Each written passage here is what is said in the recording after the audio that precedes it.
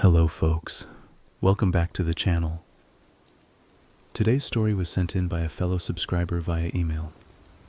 If you'd like to share your own story, feel free to leave it in the comments below or send it on my email. Also, a quick thank you. We recently hit 6.7 thousand subscribers. I truly appreciate the support and am so glad so many people are enjoying something that I've created for them. All right. Without holding you too long, let's get into today's story. When I first moved into my new place, I thought it was the start of something great. After years of saving and scrimping, I finally had enough for a small but cozy house on a quiet suburban street. It wasn't fancy by any means, but it was mine, and that was all that mattered. The neighborhood seemed perfect. Kids rode their bikes up and down the sidewalk, old ladies tended to their gardens, and the air always smelled faintly of freshly cut grass. I remember thinking to myself, this is it. This is home. But then I saw him. It was the first night I spent in the house. I'd just finished unpacking the last box and was sipping on a celebratory beer when I noticed movement outside the window. Standing across the street, half hidden in the shadows of a towering oak tree, was a man. He was tall, easily over 6.5 feet, with long dark hair that hung limply past his shoulders.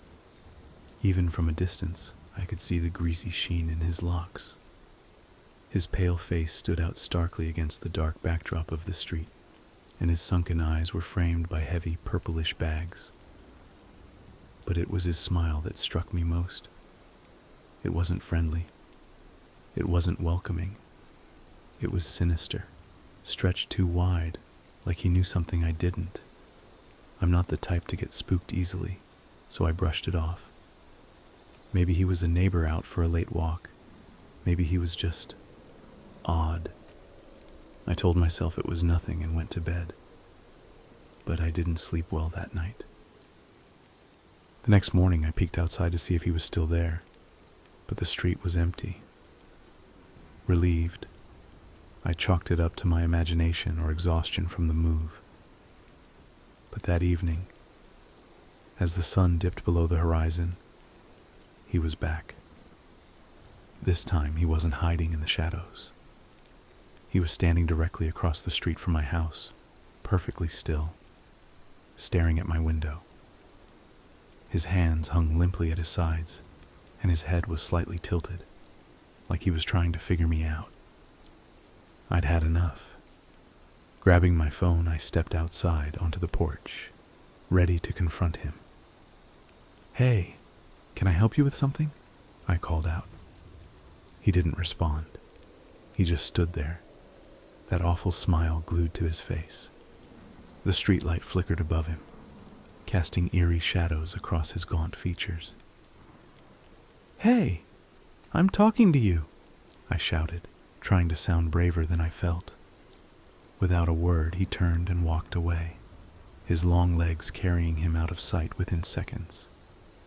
I stood there, my heart hammering in my chest.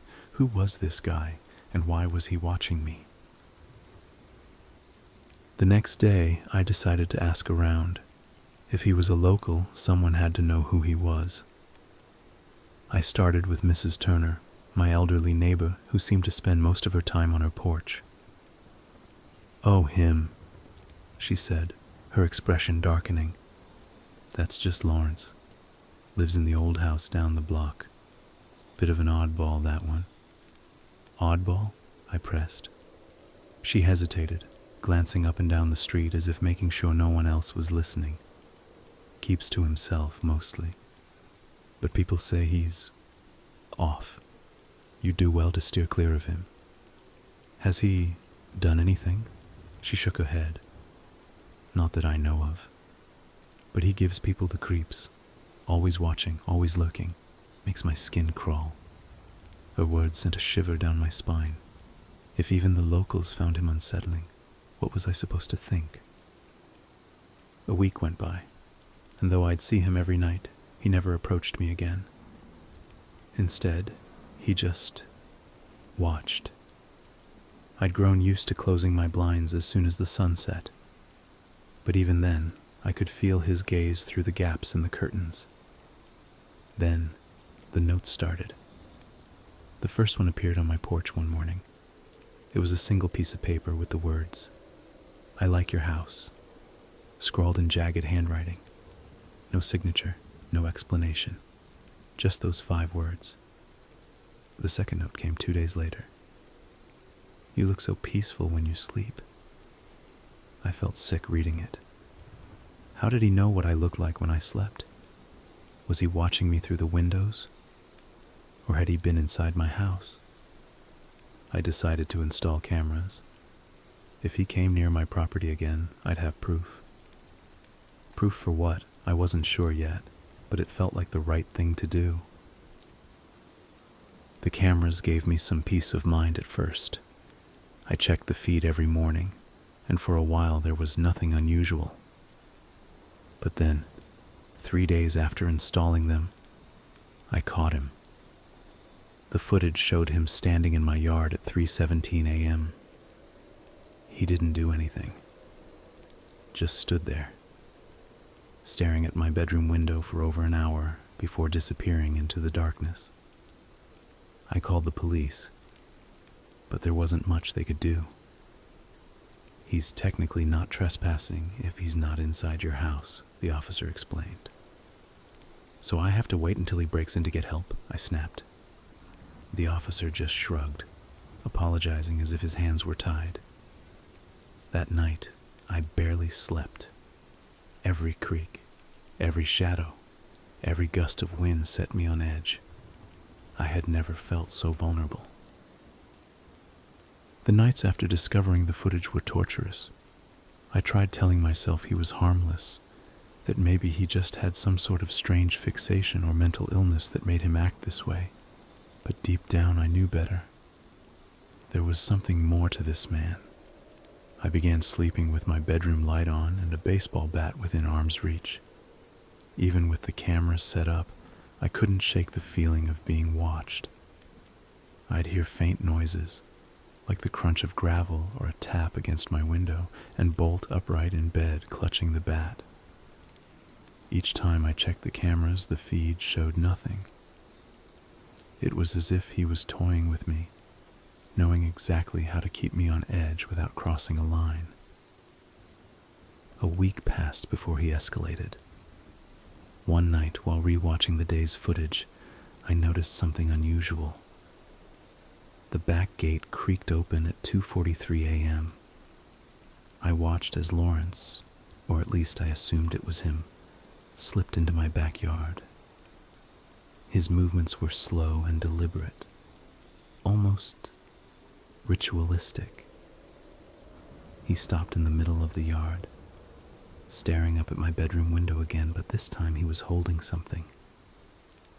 It looked like a bundle of sticks wrapped in twine, but I couldn't be sure. He placed it carefully on the ground, then knelt down in front of it, his head bowed as though in prayer. The footage ended with him slinking back out through the gate. I didn't sleep at all that night. The next morning, I stepped outside and found the bundle in the exact spot he'd left it. Upon closer inspection, I realized it wasn't just sticks. It was a crude doll. The head was a small rock with an unsettling smile scratched into its surface. I threw it away immediately. That evening, as I sat on the couch trying to distract myself with TV, I heard it for the first time. Faint whispering, just outside the window. I muted the TV and strained to listen, my pulse racing. The whispering continued, too soft for me to make out words, but unmistakably human. I grabbed the bat and crept toward the window. The blinds were drawn, but I could see the faint silhouette of someone standing there. "Who's there?" I barked, trying to sound more confident than I felt. The whispering stopped immediately. The silence was almost worse. My hand trembled as I pulled the blinds aside, but there was no one there. It was impossible. I'd seen the shadow. I knew someone had been there. I called the police again the next day, insisting they come out to check my property. The officer from last time arrived, accompanied by a younger recruit who seemed more interested in their phone than my problem. I'm telling you, he's leaving things in my yard. He's whispering outside my windows, I explained, trying to keep my frustration in check. The older officer sighed. We'll take a look around, but without a clear threat or evidence of trespassing, there's not much we can do. They spent about 20 minutes walking the perimeter before returning. Everything seems fine, the younger officer said. Fine, I snapped. What about the doll he left? The footage of him in my backyard? The older officer gave me a sympathetic look. Look, we'll file a report, but unless he makes direct contact or threatens you, we're limited. As they drove away, I felt a mixture of anger and despair. It was clear I was on my own. That night, I decided to stay up late, determined to catch him in the act. I sat in the darkened living room, my bat by my side, with only the faint glow of my phone for company. Hours passed, and nothing happened. I was just about to give up when I heard a soft tap on the living room window. My blood ran cold as I slowly turned my head. There he was. His face was pressed against the glass, his greasy hair hanging like curtains around his pale, grinning face. His breath fogged the window as he stared at me, unblinking. For a moment, neither of us moved. Then, with deliberate slowness, he raised one long finger and tapped the glass again. I scrambled for my phone, fumbling to dial 911. When I looked back, he was gone. The dispatcher tried to keep me calm, but by the time the police arrived, there was no trace of him. Once again, they told me there was nothing they could do. I was at my wit's end. Lawrence's presence was relentless, his visits escalating from nightly stares to outright terror. The police had been of little help, and I knew I couldn't keep living like this.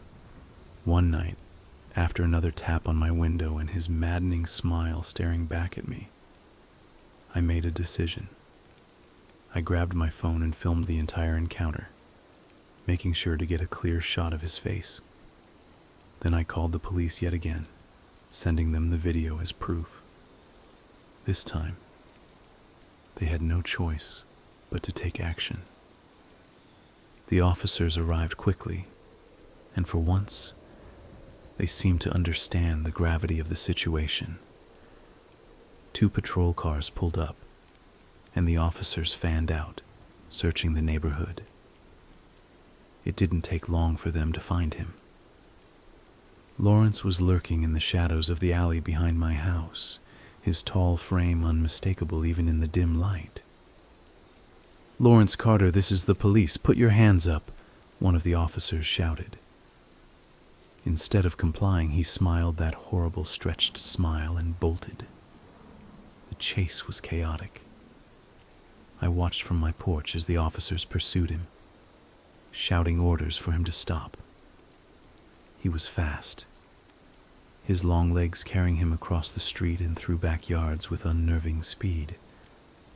Finally, they cornered him in the lot of an abandoned convenience store. By the time I caught up, standing at a safe distance, I saw the police surrounding him, their guns drawn. "Get on the ground now," one officer barked. But Lawrence didn't get on the ground. Instead, he pulled a small knife from his pocket and held it to his throat. "I don't want to play anymore," he said, his voice calm, almost amused. Before anyone could react, he drew the blade across his neck in one swift motion. Blood sprayed from the wound as he collapsed to the ground, his horrible grin still etched into his face. The police worked quickly to secure the scene. Paramedics arrived, though there was nothing they could do. Lawrence was dead. I thought that would be the end of it, but it wasn't. The officers mentioned they needed to search his home for evidence, and I found myself insisting on going with them. I needed to know. I needed to understand what kind of man had terrorized me for weeks. After some hesitation, they allowed it, as long as I stayed out of their way. When we arrived at Lawrence's house, I immediately understood why he was the way he was. The place was a nightmare. The windows were cracked or completely broken, letting in a chill that seemed to settle in my bones.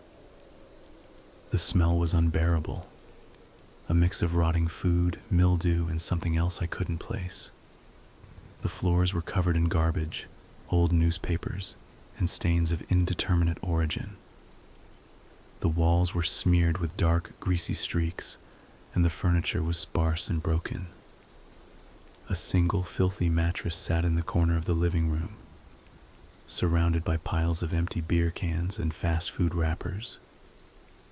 It was the home of a man who had long since abandoned any semblance of normalcy. As the officers moved through the house, cataloging every grim detail, I noticed a small door in the hallway. It was slightly ajar, revealing a narrow closet. Something about it drew my attention. I pointed it out to one of the officers, who opened it fully. The stench hit us immediately, so strong that I had to cover my mouth and nose. Inside the closet, lined up neatly on a low shelf, were several objects that made my stomach churn.